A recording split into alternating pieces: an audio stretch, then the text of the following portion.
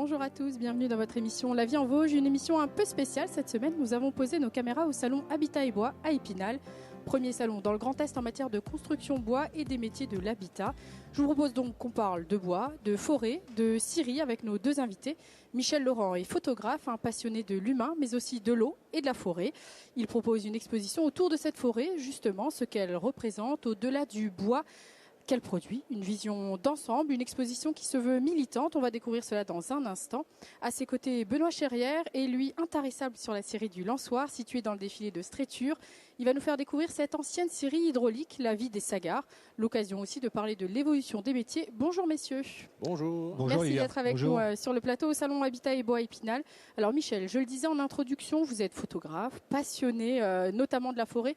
Qu'est-ce qu'elle vous inspire, cette forêt vosgienne ? Elle m'inspire ma vie déjà, puisque c'est depuis que je suis petit que j'y vis. J'ai d'ailleurs grandi au-dessus d'une scierie.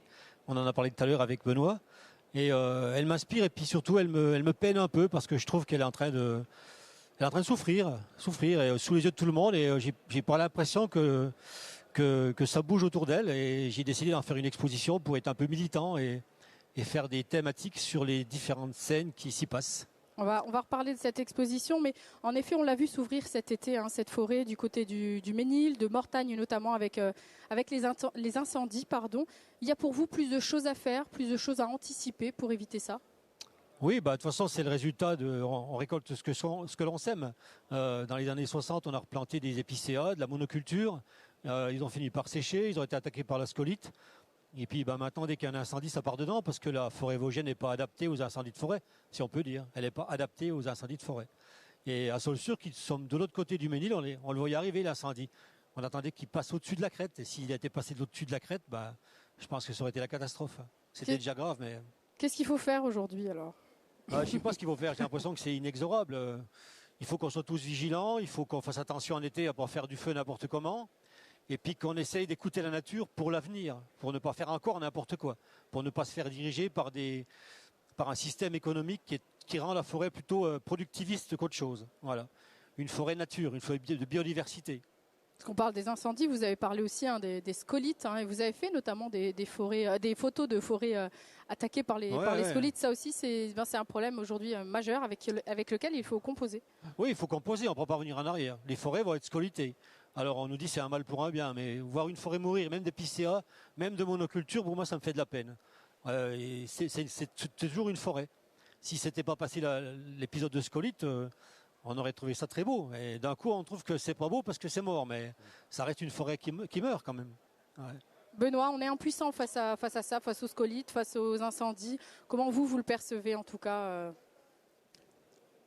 On relativise, on regarde ce qui repousse après. C'est vrai que, comme disait Michel, la monoculture n'a rien apporté finalement, hormis l'aspect économique. Donc il faut passer outre et dire effectivement, Dame Nature n'aime pas le vide, repoussera ce qui poussera et il faudra s'adapter à ce qui repousse. C'est pas vouloir adapter la nature à notre besoin, c'est finalement pas le cycle naturel. C'est Dame Nature fait pousser, on récolte. Il faut qu'on s'adapte, nous, à la forêt et pas la forêt qui doit s'adapter à l'humain, en fait. Il y a une phrase que je cite souvent et qui est souvent citée et qui est revendiquée à chaque fois, c'est il faut adapter la scierie à la forêt et non l'inverse. Mais là, actuellement, on adapte plutôt la forêt à la scierie. Ah oui, parce qu'on veut de la forêt de productivité, la forêt de culture. Et il faut adapter la scierie à la forêt. Ça, c'est indéniable. Benoît, le patrimoine naturel de la vallée de Stréture semble pour l'instant, alors bien que touché aussi par la sécheresse, bien évidemment, semble en tout cas préserver de la surfréquentation, j'ai envie de dire. C'est important encore d'éviter ce tourisme de masse, même si le tourisme est important pour la scierie. Voilà, il faut trouver un équilibre juste entre être fréquenté et la surfréquentation. C'est vrai que là, à un moment donné, trop de monde dans la vallée, ça reste une vallée très étroite, d'où le défilé de Stréture. Et donc, on ne peut pas non plus accueillir 10 000 personnes par jour. Et forcément, cette surfréquentation amènerait à un changement du biotope de la vallée. Et automatiquement, ça changerait les choses. Déjà que là, ça change très vite. C'est vrai que on a quand même des contacts avec l'ONF, avec les agents du secteur, qui nous préviennent à dire ça va changer dans 10-15 ans, c'est plus le même profil de forêt. Donc c'est bien, on y réfléchit dès maintenant. Mais il faut, comme disait Michel, prendre conscience qu'il faut changer des des habitudes. Hein. C'est vrai qu'on ne parle pas forcément de la consommation de l'eau, mais c'est vrai que nous, on en est tributaire. Hein. C'est vrai que je dis toujours à la Syrie, quand on parle, nous, de sécheresse, de manque d'eau à la Syrie, c'est qu'ailleurs, c'est déjà bien sec. Et voilà, on a un petit peu le baromètre en disant attention, faites attention. Oui, il y a peut-être encore de l'eau chez vous, mais ça se tarit quand même. Donc attention, toujours attention. Il faut trouver le bon équilibre. Voilà, on fait de la prévention. Voilà, ça c'est informatif. Les gens, ça les percute ou pas. Ben voilà, on le fait savoir à nos visiteurs que voilà, l'eau, prendre une douche, c'est bien, mais il ne faut pas non plus en abuser. 3 par jour, c'est trop. Voilà, des petites choses de base, j'ai envie de dire. Voilà, à un moment donné, mais il y en a qui ont besoin de ça, de l'entendre 1 fois, 2 fois, 3 fois, 10 fois, et à un moment donné, bon, ça rentre. Et puis oui, arroser le jardin que de 20h à 8h, oui, d'accord, mais il y a peut-être aussi moyen de dire récupérer l'eau au lieu de consommer l'eau. De consommer à outrance. Alors vous parliez de visiteurs, justement à la Syrie du Lançois, on va revenir un petit peu sur les visites tout à l'heure, mais vous proposez actuellement aux visiteurs, aux marcheurs, une balade photographique. On reste dans le thème de la photo avec Michel, sur le thème la nature et les hommes, hier et aujourd'hui. Expliquez-nous, c'est un petit peu sur le modèle du sentier de la photo qu'on connaît bien dans les Vosges. Voilà, c'est vrai que c'est d'inspiration de ce qui se passe effectivement au Haut-du-Taux. La vallée s'y prête bien. Le sentier du Sagard, donc comme on l'appelle dans la vallée, qui fait 4 km, permet de recevoir ce genre d'exposition. Et on a donc, c'est la 3e année qu'il y a une exposition. Et on a des photographes du secteur de la Déodacie qui viennent eux-mêmes en disant ça serait bien qu'on travaille ensemble à faire une exposition. Et voilà, on leur permet de se réunir, de discuter du thème qui sera abordé et de trouver les clichés qu'ils ont déjà en stock ou qu'ils vont aller réaliser pour justement se focaliser sur le thème. Avec toujours cette volonté de préservation, de sensibilisation autour de l'écosystème, de la nature plus largement. Hein. C'est ça. On a la chance cette année d'avoir Jacques Cuny qui lui a fait un travail d'archives de nos vallées vosgiennes de secteur de la Déodacie, la Haute-Meurthe. Et donc lui peut apporter ces clichés en noir et blanc qui sont de très bonne qualité. Hein. Il fait un très bon travail. Et on a des jeunes photographes par rapport à lui. Je pense à Pascal Galmiche, à Julien Michel, qui sont dans l'autre photographie, un autre style. Et justement, le hier, aujourd'hui, ça tranche, mais ça reste révélateur de attention. Justement. Ça interpelle. Voilà, ça interpelle. Voilà, tout à fait. Michel, votre exposition, vous le disiez tout à l'heure, se veut militante. Oui. À quel niveau? Vous avez envie d'alerter? Oui, un petit peu. En fait, je voulais sortir du côté contemplatif de la photo pour partir sur des thématiques à chaque chose qui me porte et qui me font mal un petit peu par rapport à la forêt. Et donc, j'ai monté une exposition qui serait plutôt militante avec un bandeau de texte en dessous, un QR code pour revenir sur un blog, pour donner de l'informatif, pour que cette expo soit vue peut-être par des enfants, par les écoles, par les instituteurs, et qu'on puisse à chaque photo avoir une réflexion sur une thématique particulière, sur particulièrement aussi tous les métiers de l'ombre. C'était ça aussi la volonté de cette expo. Ces métiers dont on parle moins peut-être. Oui, voilà. Hein. Et c'était le travail qu'on avait fait avec Étienne Barbet, que je salue. Et sur les métiers de l'ombre, c'est-à-dire les débardeurs, les ouvriers forestiers, les bûcherons, les sylviculteurs, les transporteurs de grumes. Tous ces gens, en fait, qui font que la forêt existe et que ça devient après un bois. Et ces gens-là, on n'en parle pas assez. Ces métiers indispensables, finalement. Des métiers indispensables, oui, complètement. Ouais. Et avant de poursuivre, je vous propose qu'on fasse une petite pause et qu'on s'intéresse à un de ces vieux métiers de la forêt, celui du schlitter. Schlitt un jour, un reportage de Nicolas Brétard et Anaïs Gall, tourné en 2019. Chaud de vent. Chaque été, invariablement depuis 46 ans, la forêt du Hata, au lieu dit Ménoru sur les hauteurs de Sapois, vibre un dimanche durant au rythme de l'incontournable fête du schlittage et des vieux métiers de la forêt. L'occasion de redécouvrir des outils pas si désuets. Moi j'ai connu ce travail-là quand j'étais gamin, puisque mon père, qui était bûcheron, a acheté sa première tronçonneuse en 1958. Et une tronçonneuse à l'époque, elle faisait 15 kilos en état de marche. Elles avançaient moitié vite que celles d'aujourd'hui. Et elles étaient hors de prix. Pour s'acheter une tronçonneuse, c'était quasiment 1 an de salaire. Et donc c'était toujours le passe-partout, la hache, le passe-partout. Abattage à l'ancienne d'un sapin grandeur nature, scierie miniature, taille de pierre, forge, saboterie, autant de métiers qui pouvaient s'exercer au cœur de la forêt vosgienne. De quoi satisfaire toutes les curiosités, y compris celles des visiteurs les plus avisés qui ont ça dans la peau. On a tout le tour du nombril ici et en fin de compte c'est ma femme qui a trouvé l'événement. On avait prévu nos vacances là dans les Vosges. Parce qu'on est amoureux de la chaîne des Vosges et puis aussi pour rencontrer les collègues de l'ONF. On a voulu voir un petit peu tout ce qui était lié également à la forêt, typiquement dans les métiers du bois vosgien, sachant qu'on a beaucoup de différences d'une région à une autre, typiquement dans les métiers de la forêt, et qu'on voulait voir ce qui se faisait vraiment ici. Ici, la star, c'est elle, la Schlitt. Ce traîneau, immortalisé sur grand écran dans le film Les Grandes Gueules de Robert Enrico, avec Lino Ventura et Bourvil, tourné à quelques kilomètres de là en 1965 et utilisé pour le transport en montagne de toutes sortes de marchandises.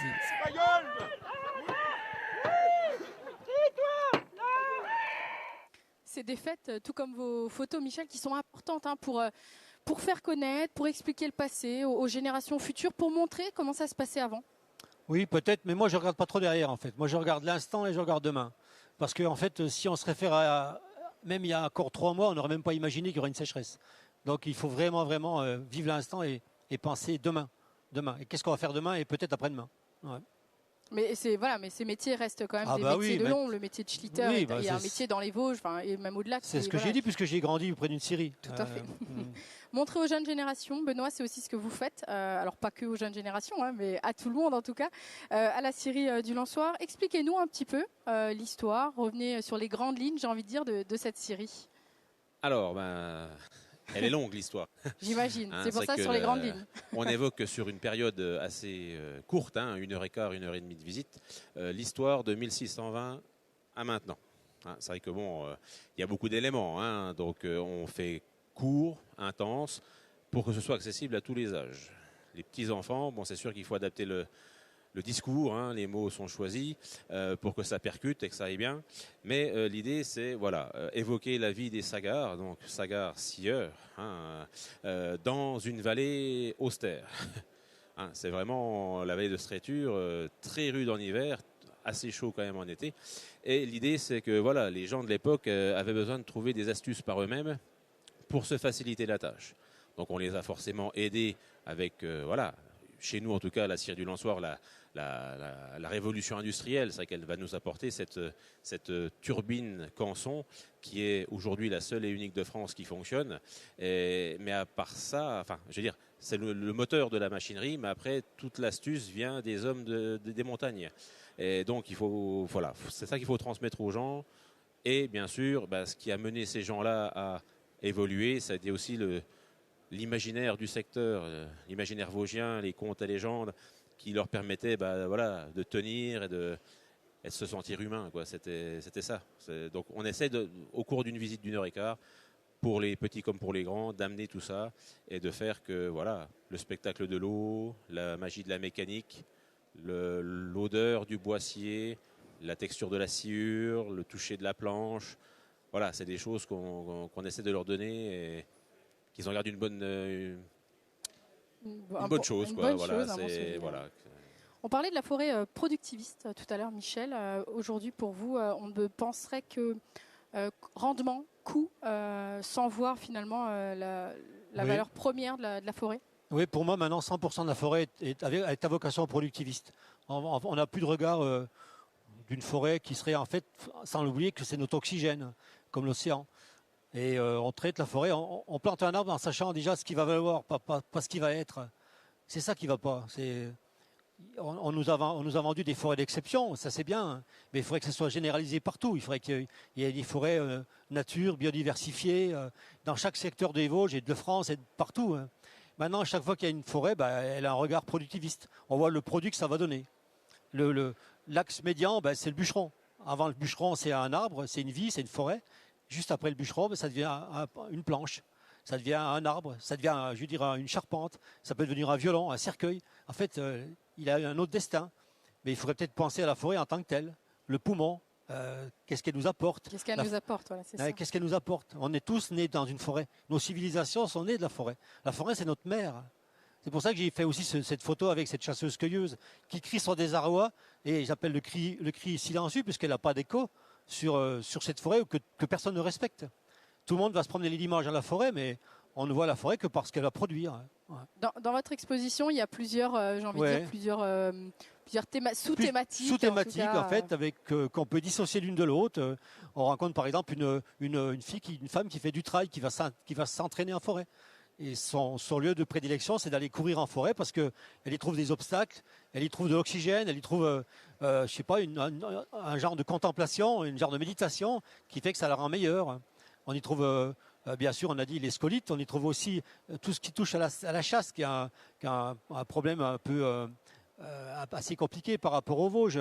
J'expliquais, je te le disais tout à l'heure, que dans certaines régions des Vosges, il y a plus de vaches que d'habitants, plus de cerfs que de vaches et plus de sangliers que de cerfs. Ça veut dire qu'il y a un problème avec les bêtes sauvages. À force de les nourrir avec du maïs, parce que c'est ça le grand sujet clivant, on nourrit les animaux sauvages avec du maïs. Résultat, on a trop d'animaux sauvages, trop de sangliers, trop de cerfs dans les forêts. Et les sapins n'arrivent plus à se reproduire.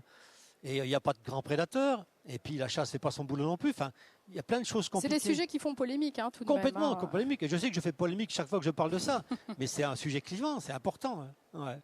Mais si on ramenait la forêt à son âme première, qui est notre mère, en fait, qu'on respecterait, qu'on ne toucherait pas, qu'on laisserait vivre, et qu'on n'imaginerait pas ce qu'elle va donner dans 150 ans. En fait, elle est assez grande pour se débrouiller. Benoît, je vous voyais... Moi, j'ai un petit bémol là-dessus. Bon, allez-y. C'est vrai que nous, la vallée de Stréture, il y a une bonne partie qui est protégée Natura 2000 en zone de régénération naturelle et en zone de protection habitat.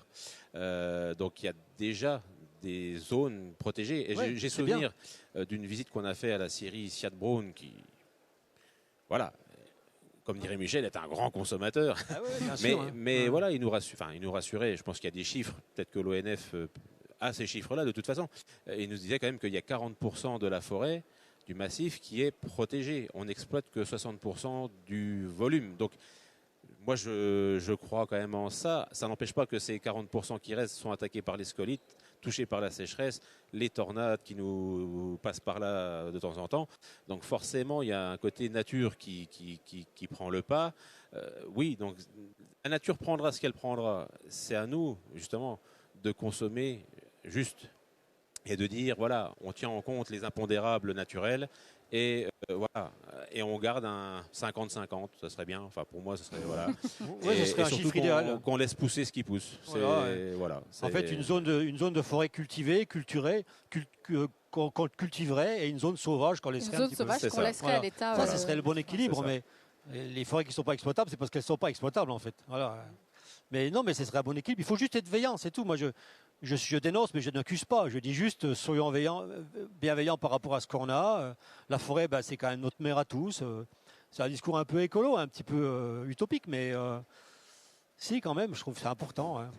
On parlait des métiers tout à l'heure de bûcheron, de forestier, parce que voilà, on les met pas assez en avant. Et derrière vos photos, Michel, on sent souvent, au-delà de la photo, il y a l'humain qui est dessus. Et puis, il y a une histoire, on ressent vraiment cette histoire à travers la photo. C'est ça aussi qui est important pour vous. Dans vos d'autres expos, déjà auparavant, hein, toujours le portrait, toujours l'humain qui doit être au centre. Parce que rien n'existe sans l'humain.